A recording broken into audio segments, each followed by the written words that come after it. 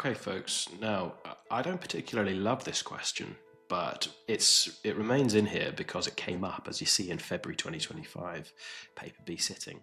So the vignette says, a 28-year-old male brought to the emergency department by police after exhibiting paranoid delusions, auditory hallucinations, and aggressive behaviour in a public park.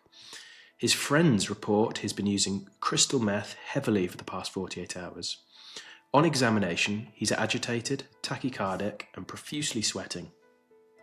He denies any prior psychiatric history. After ensuring his immediate safety and initiating supportive care, which of the following is the preferred pharmacological treatment for his acute stimulant-induced psychosis? Now, the reason I don't love this question is because there isn't enough detail around the time frames, in my opinion. So, ICD-11 describes breaking, encourages us to differentiate between acute intoxication and substance-induced psychosis, i.e. the psychosis lasts for beyond the time frame one might expect for intoxication.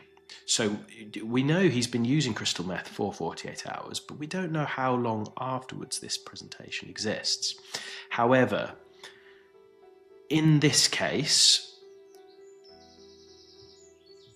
obviously, we'll come to the question because the question's asking us about how do we treat it.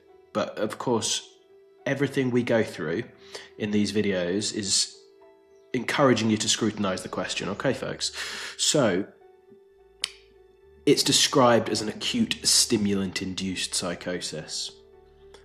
For me, the kicker here is the aggressive behaviour.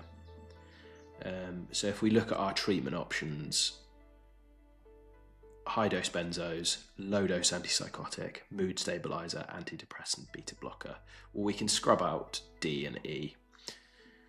C, we can scrub out too. The question then becomes about whether we manage symptomatically with benzos or whether we use antipsychotics. Now, there is evidence of psychosis, paranoid delusions, auditory hallucinations, but for me, the differentiator comes in management of aggressive behaviour.